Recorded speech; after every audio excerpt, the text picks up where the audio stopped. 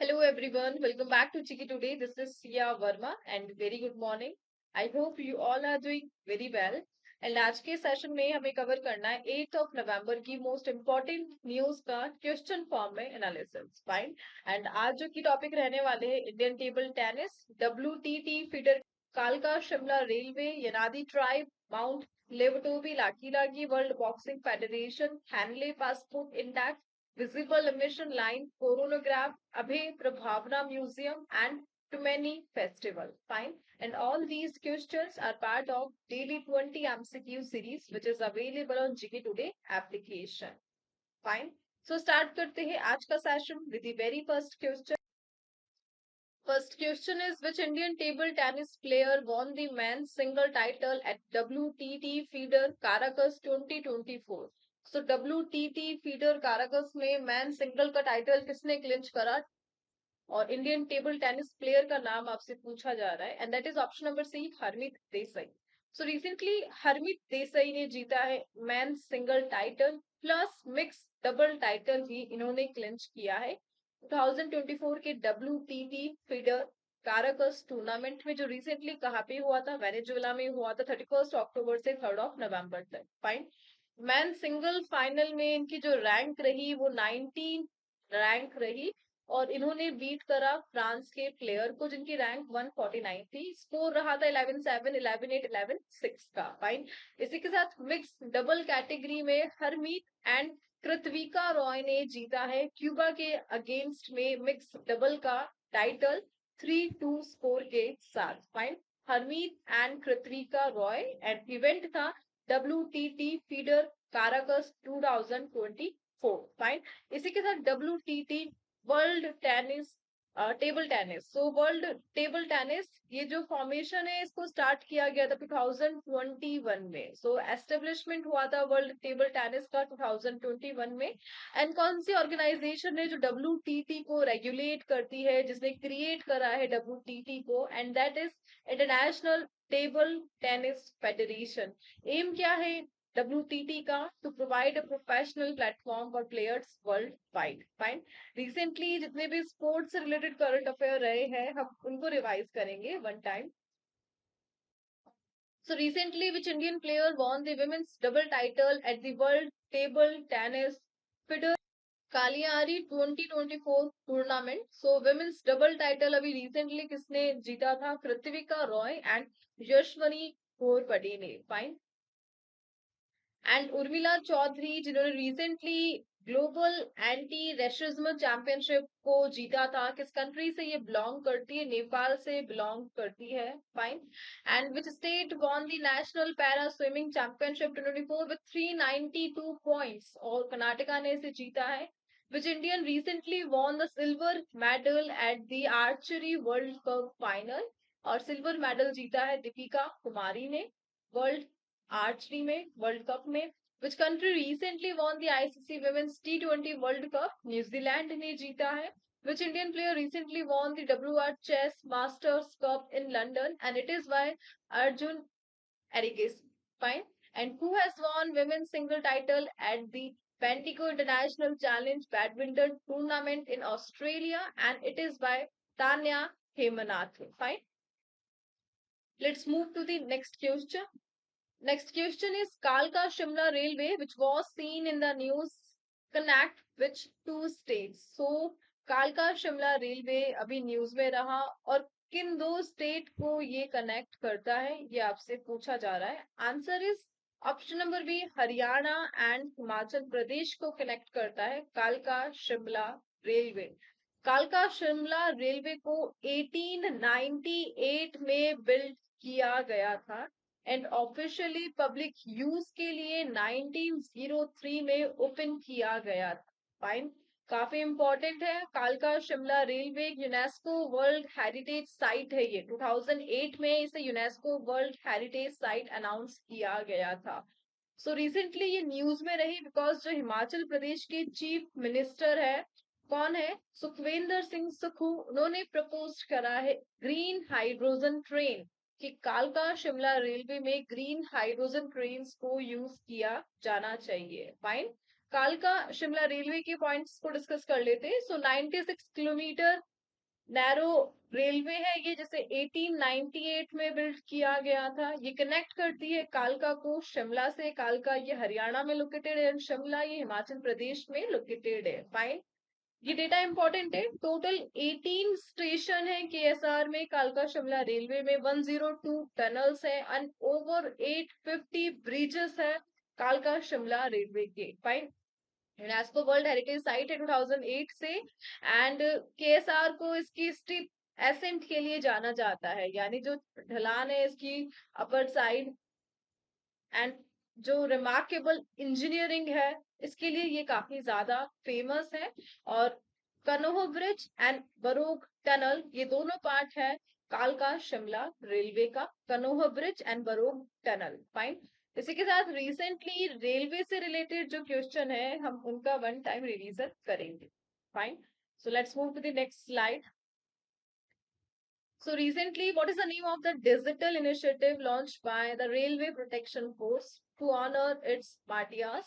And the initiative is Digital Memorial of Valor. Fine, Valor yani courage, which two places are connected by the Shatkari Samriddhi special train recently inaugurated by Union Railway Minister, and it is Maharashtra and Bihar. Fine.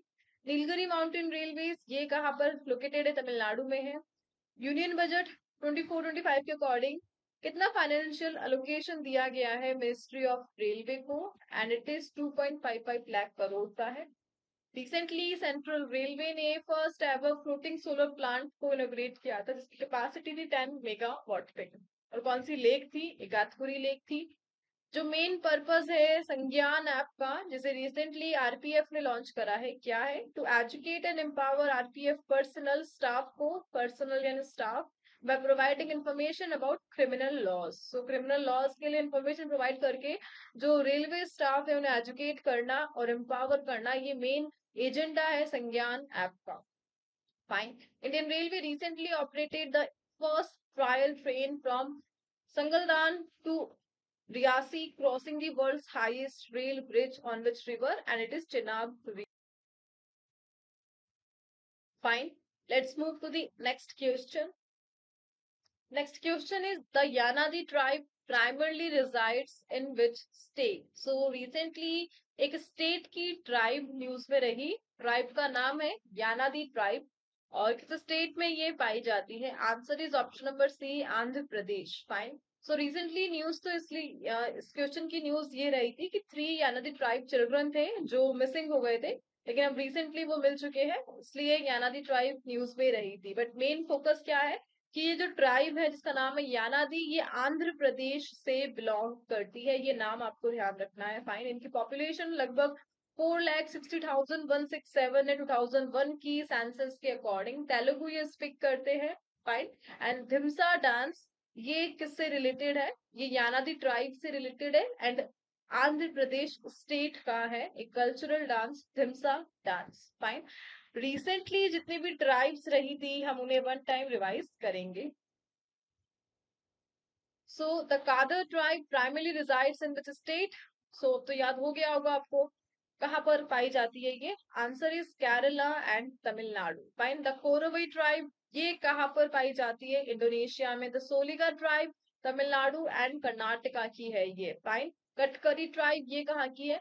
Maharashtra की and Gujarat की। And Tharu tribe Uttar Pradesh, Uttarakhand and Bihar में ये पाई जाती है, Tharu tribe. And चिंचस tribe ये आंध्र प्रदेश की है। एंड रिसेंटली एसटी जो रेजिडेंशियल स्कूल से उन्हें महर्षि वाल्मीकि रेजिडेंशियल स्कूल रीनेम किया गया था, कहाँ पर? कर्नाटका में किया गया। Fine, let's move to the next question. Next question is, recently Mount Levotovi Laki Laki, which was seen in the news, is located in which country? So ये माउंटेन अभी न्यूज में रहा just because of volcano eruption. और किस country में ये located है? Answer is Indonesia में लोकेटेड है ये माउंटेन। फाइन, इंडोनेशिया के कौन से आइलैंड पर लोकेटेड है? फ्लोर्स आइलैंड पे लोकेटेड है, ईस्ट नूसा तेंगरा प्रोविंस में। फाइन, रिसेंटली ये जो वोल्केनो है ये इरप्ट हुआ है ईस्टर्न इंडोनेशिया में, और इसके कारण 10 डेथ को रिकॉर्ड किया गया है। फाइन। सो माउंट लेवटोबी लाकी लाकी इंपॉर्टेंट है बिकॉज ये पार्ट है रिंग ऑफ फायर का, पैसिफिक रिंग ऑफ फायर का। और स्ट्रेटोवोल्केनो है, ये एक्टिव कैटेगरी में आता है, प्लस ये ट्विन वोल्केनो से कनेक्टेड है। एंड इसी के साथ जो माउंट लेवोटोबी है ये पार्ट है ट्विन वोल्केनो सिस्टम का। फाइन। दो वोल्केनो है, आपस में कनेक्टेड है। एक मेल कैटेगरी में काउंट किया जाता है, दैट इज माउंट लेवोटोबी जो कि एक्टिव है। एंड जो सेकंड ट्विन वोल्केनो है उसका नाम है लेवोटोबी पैरमपुआन, जिसे फीमेल कैटेगरी में काउंट किया जाता है, जो कि इनएक्टिव डोरमेंट है और दोनों कनेक्टेड है, इसलिए इन्हें ट्विन वोल्केनो सिस्टम कहा जाता है। माउंट लेवोटोबी एक ट्विन volcano system है with Levotobi Laki Laki and Levotobi Perempuan. Fine. And दोनों ही स्ट्रेटो वोल्केनो कैटेगरी में है, एक डॉर्मेंट है और एक एक्टिव है। फाइन। और ये पार्ट है पैसिफिक रिंग ऑफ फायर्स का। Fine. So Pacific ring of fire ये अभी न्यूज में रहा just because of this Mount Levotobi Laki Laki. So Ring of Fire approximately 452 volcanoes का घर है, होम है। अर्थ पर ओवर 75% जो वोल्केनोज है वो एक्टिव और डोरमेंट कैटेगरी में है और पार्ट है रिंग ऑफ फायर का। फाइन। 90% ऑफ द वर्ल्ड के जो अर्थ क्वैक है वो इसी रीजन में आते हैं, the ring of fire region में आते हैं वर्ल्ड के। 80% जो लार्जेस्ट अर्थ क्वैक है। Fine. Mount Fuji just like Japan में है, माउंट पिनाट्यूबो फिलीपींस में, माउंट सेंट हेलेंस यूएस में, ये सब पार्ट है रिंग ऑफ फायर का। फाइन। और रिंग ऑफ फायर ये जो एरिया है यहाँ पर ही सबसे ज्यादा अर्थक्वेक और एक्टिव वोल्केनो को ऑब्जर्व किया जाता है annually. Fine. Let's move to the next question. Next question is which Indian boxer won the world boxing federation super featherweight world title. So recently एक इंडियन बॉक्सर ने world boxing federation का title जीता है और उनका नाम आपसे पूछा जा रहा है, that is Mandeep Jangra. Fine. So Haryana के बॉक्सर है मनदीप जांगड़ा और इन्होंने रिसेंटली वर्ल्ड बॉक्सिंग फेडरेशन का super featherweight world title को क्लिंच करा है। किसके अगेंस्ट में? ब्रिटिश बॉक्सर के अगेंस्ट में। फाइन। इनकी एज 31 है। प्रोफेशनल बॉक्सिंग प्रोफेशन में ये 2021 में आए थे और यूनाइटेड स्टेट्स से ये ट्रेन हुए हैं। 2013 की एशियन चैंपियनशिप में इन्होंने सिल्वर मेडल जीता था। 2014 के जो कॉमनवेल्थ गेम्स हुए थे उसमें भी इन्होंने सिल्वर मेडल क्लिंच किया था और इन्हें 2015 में अर्जुना अवार्ड दिया गया था। Fine. So in which year did Mandeep Jangra turn professional? And that year is 2021। Fine. Recently sports से रिलेटेड जो न्यूज थी वो तो हमने फर्स्ट क्वेश्चन के साथ रिवाइज कर ही ली थी। आगे बढ़ते हैं नेक्स्ट क्वेश्चन में। Next question is what is the rank of India in Henley passport index released in October 2024। So recently again western index आया, that is Henley passport index और इंडिया की रैंकिंग आपसे पूछी जा रही है हेनले पासपोर्ट इंडेक्स में। So India की जो रैंकिंग रही, first of all India 83rd position पे रहा, यानी इंडिया को ओनली 58 कंट्रीज में वीजा फ्री ट्रेवल की परमिशन है। फाइन। जो सबसे पावरफुल पासपोर्ट है अब वो कौन सा है? सिंगापुर है। फाइन। कभी जापान हुआ करता था, जापान का जो पासपोर्ट है वो सबसे ज्यादा पावरफुल था, बट अब नाउ सिंगापुर है, has the world's strongest passport allowing visa free travel to 195 countries। Singapore को 195 कंट्रीज में वीजा फ्री की परमिशन है। प्लस जो France, Germany, Italy, Japan and Spain है ये नेक्स्ट है और इन्हें 192 कंट्रीज में वीजा फ्री एक्सेस मिला हुआ है। फाइन। सो हैनले पासपोर्ट इंडेक्स कौन इसे जारी करता है? सो हैनले एंड पार्टनर्स ये ऑर्गेनाइजेशन है, ये पब्लिश करता है हैनले पासपोर्ट इंडेक्स की रैंकिंग को। फाइन। और जो टोटल नंबर ऑफ कंट्रीज है हैनले इंडेक्स के अकॉर्डिंग वो कितने हैं? 199 कंट्रीज के डेटा के अकॉर्डिंग रैंकिंग दी जाती है। फाइन। इस इंडेक्स में यूएस को 8th रैंक दी गई है और 186 कंट्रीज में यूएस वीजा फ्री ट्रैवल कर सकता है। Fine. Let's move to the next question.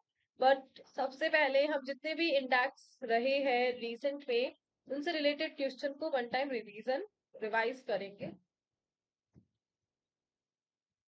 So, what is the rank of India in the Rule of Law Index 2024 released by World Justice Project? और India की rank 79 रही थी. Global nature conservation index में India की rank क्या रही थी? 176 रही थी.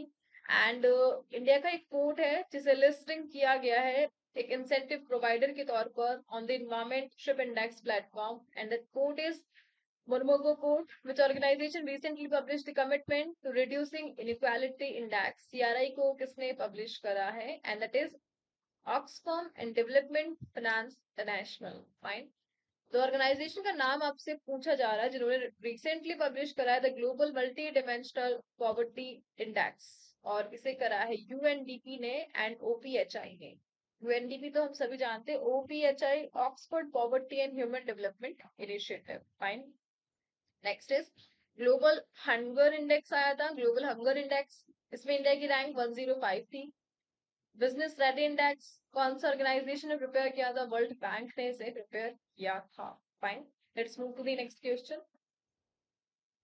Next question is, which institution has reported the observations from the visible emission line coronagraph on Aditya L1? So recently, visible emission line coronagraph के थ्रू आदित्य L1 के जो ऑब्जर्वेशन है उन्हें रिकॉर्ड किया गया. फाइन. एंड जो ऑब्जर्वेशन है ये किसने किया? Answer is option number A, Indian Institute of Astrophysics, Bangalore. Fine. So recently जो इंडियन इंस्टीट्यूट ऑफ एस्ट्रोफिजिक्स है जो कि बेंगलुरु में लोकेटेड है, इन्होंने एक सिग्निफिकेंट ऑब्जर्वेशन करा है. आदित्य L1 में जो VELC इक्विपमेंट था, विजिबल एमिशन लाइन कोरोनोग्राफ था टेक्नोलॉजी, उसके थ्रू इंडिया का जो ये फर्स्ट सोलर मिशन है इसका फर्स्ट रिजल्ट सामने आया है. फाइन. और VELC ने रिसेंटली सक्सेसफुली कैप्चर करा है CME, that is coronal mass ejection. Fine. अब कोरोनल मास इजेक्शन ये क्या होता है? सो कोरोनल मास इजेक्शन एक मैसिव बर्स्ट है सोलर विंड का. फाइन. सोलर विंड की जो गर्म हवाएं है उसके मैसिव बर्स्ट है ये, और सन का जो कोरोना है उसके मैग्नेटिक फील्ड को इंडिकेट करता है coronal mass ejection. Fine. So basically, what is the primary cause of coronal mass ejection? Magnetic field disruptions on the sun. Fine. Sun के कोरोना एरिया में जितना भी मैग्नेटिक फील्ड डिसरप्शन हो रहा है और उसके साथ जो मैसिव बर्स्ट प्रोड्यूस हो रहे हैं सोलर विंड के, उसे कैप्चर किया गया है. और इस पूरे टर्म को क्या कहा जाता है? CME, coronal mass ejection. Fine. So recently जो कोरोनल मास इजेक्शन हुआ था सन के कोरोना के एरिया में, उसे कैप्चर किया है VELC ने. उसके बारे में इंफॉर्मेशन दी है VELC ने, और यही फर्स्ट रिजल्ट है इंडिया के first solar mission Aditya L1 का. फाइन. ये जो CME है ये 16 जुलाई को हुआ था सन के कोरोना में. फाइन. उसके आसपास के एरिया में, और इसके लिए रिपोर्ट करा है आदित्य L1 ने recently. That's why Aditya L1 अभी न्यूज में रहा. फाइन. आदित्य L1 मिशन क्या करेगा? प्राइमरी ऑब्जेक्टिव क्या है? To study the sun corona, जो सोलर कोरोना है उसे स्टडी करना. Which point in space is Aditya L1 intended to orbit? So Lagrange point को ऑर्बिट करेगा, and Indian space research organisation ने डेवलप करा है आदित्य L1 को. Fine. Let's move to the next question. So recently ISRO के जितने भी इनिशिएटिव रहे हैं हम उन्हें वन टाइम रिवाइज करेंगे. So recently laser interferometer space antenna LISA, ये कोलैबोरेशन है नासा एंड ESA में. रिसेंटली राइज मिशन था remove debris in orbit servicing, ये किसका है? ESA का है. Which space agency has launch the moonlight lunar communication and navigation service programme, और इसे ESA ने ही लॉन्च करा है. प्रोबा 3 मिशन है, इसका प्राइमरी ऑब्जेक्टिव क्या है? सन की कोरोना की स्टडी करना. एंड स्पेस एक्स ने रॉकेट्स को कैच किया था मिड एयर में, और उस स्ट्रक्चर को क्या नाम दिया गया था? मेटाजीना नाम दिया गया था. एंड जुपिटर की मून की स्टडी के लिए मिशन था यूरोपा क्लिपर, किसने लॉन्च किया? नासा ने. चंद्रयान 3 मिशन के लिए वर्ल्ड स्पेस अवार्ड मिला ऐसे सोमनाथ को. Fine. Let's move to the next question. Next question is Abhay Prabhavana museum, a largest museum of ideas dedicated to Jain philosophy, recently inaugurated in which city? So recently Abhay Prabhavana museum को inaugurate किया गया। ये largest museum है ideas के लिए और dedicated है Jain philosophy को। कहाँ पर इनोग्रेट हुआ? पुणे में इनोग्रेट हुआ। फाइन। सो रिसेंटली जो नितिन गडकरी है यूनियन मिनिस्टर, उन्होंने इनोग्रेट करा अभय प्रभावना म्यूजियम को, इंडिया का largest museum dedicated to Jain philosophy. Fine. 50 एकड़ एरिया में ये फैला हुआ है, इंद्रयानी रिवर के नियर बाय है, 30 इंटरैक्टिव गैलरीज में एंड 2000 डेली विजिटर को ये अट्रैक्ट करने का एम रखता है। Let's move to the next question. Next question is, what is the name of the weather phenomenon that recently caused catastrophic flooding in Spain? So recently एक मौसम संबंधी घटना का नाम आपसे पूछा जा रहा है जिसने स्पेन में बाढ़ लेकर जो स्पेन में बाढ़ लेकर आया, and that phenomenon is Dana storm. Fine. So recently late अक्टूबर में दाना स्टॉर्म आया था, कहाँ पर? स्पेन में, जिसने सिवियर एक भयानक फ्लडिंग को क्रिएट करा, एक सीरियस फ्लडिंग को क्रिएट करा स्पेन के एरिया में, और क्लाइमेट चेंज से ये लिंक्ड है। ओवर 200 फेटेलिटीज को दाना स्टॉर्म के दौरान रिकॉर्ड किया गया, with Chiva receiving 491 millimetre of rain in just 8 hours. Fine. तो स्पेन में एक जगह है चीवा, वहां पर जो रेनफॉल को रिकॉर्ड किया गया वो 491 मिलीमीटर ऑफ रेन है जस्ट 8 घंटे में। फाइन। और ये जो स्टॉर्म है इसके कारण वार्म मेडिटेरियन एयर है वो कोलाइड कर रही है कोल्ड पोलर एयर से, और इसके कारण जो ह्यूमन एक्टिविटीज है वो और खराब हो रही है। फाइन। सो दाना स्टॉर्म ये रिसेंटली किस एरिया में आया है? स्पेन में आया है, लेट अक्टूबर में आया है। फाइन। रिसेंटली जितने भी स्टॉर्म सुनामीज रहे हैं हम उन्हें वन टाइम रिवाइज करेंगे। सो स्टॉर्म शेडो मिसाइल ये रिसेंटली न्यूज में था, सितंबर 24 में किन दो कंट्रीज के बिटवीन डेवलप हुआ था? यूनाइटेड किंगडम एंड फ्रांस के बिटवीन ये डेवलप हुआ था। Which country name the cyclone storm Remal that recently hit the bay of Bengal? और ओमान ने नाम दिया था। State of USA has been hit by atmospheric river storm and that is California. USA का California state atmospheric river storm से hit हुआ था। And recently which institution release the report title sand and dust storms? और इस नाम से report को FAO ने, फूड एंड एग्रीकल्चर ऑर्गेनाइजेशन ने पब्लिश किया था। फाइन। सो दाना स्टॉर्म ये अभी रिसेंटली स्पेन में आया है, लेट अक्टूबर में। Let's move to the next question. Next question is, Tumani Festival, the only festival held in the refugee camp, recently received which award?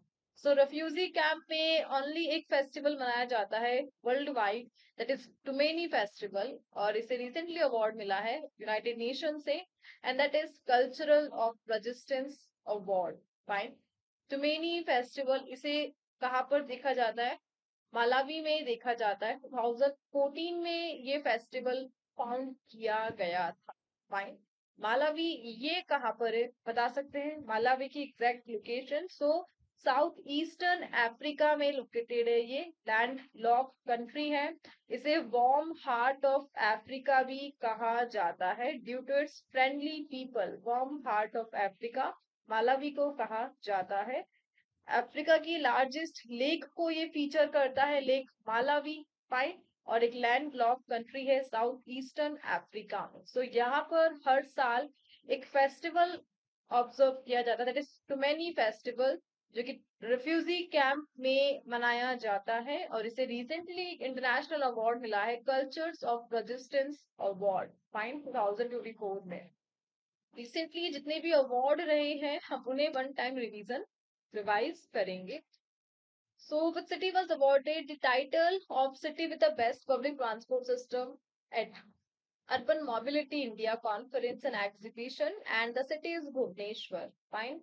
And एक Indian conservation scientist को, which Indian conservation scientist was conferred the Harry Mazel Award at the 5th IUCN SSC Leader Abu Dhabi में हुई थी, and that is विभव कुमार तालुकदार को ये award मिला। And recently Urmila Chaudhary जिन्होंने ग्लोबल एंटी रैशरिज्म चैंपियनशिप अवार्ड जीता था, नेपाल से हैं। वर्ल्ड स्पेस अवार्ड ऐसे सोमनाथ को मिला था। Best state award 5th national water awards में उड़ीसा है। Nobel prize in economics and that is their own is Muglu, Simon Johnson, and James Robinson, and Japanese organization for Nobel Peace Prize, Nihon Hidankyo. Fine.